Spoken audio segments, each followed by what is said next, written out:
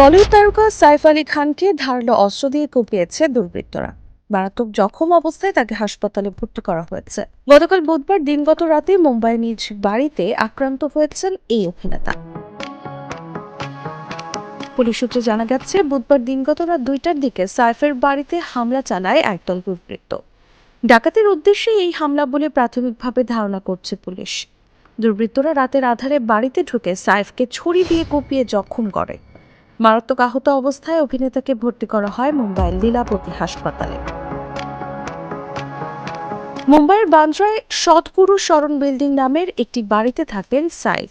এই বাড়িতেই থাকেন অভিনেতার স্ত্রী বলিউড অভিনেত্রী কারিনা কাপুর খান ও তার 2 শিশু সন্তান, 8 বছরের তৈমুর ও 4 বছরের জে।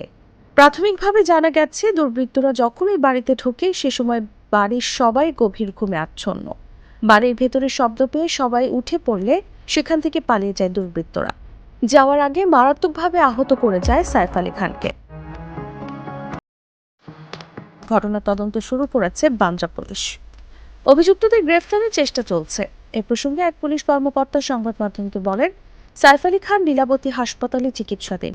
এটা স্পষ্ট নয় যে তাকে ছুরি দিয়ে কোপানো হয়েছে নাকি ডাকাতের সঙ্গে ধস্তাধস্তির জেরে তিনি আহত হয়েছেন।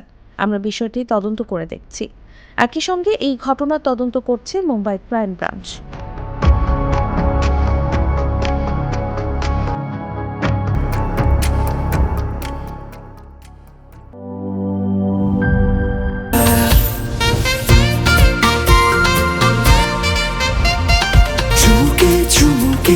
Enjoy the life, চলো উড়াই খুশি তুলে নিয়ে হাতে।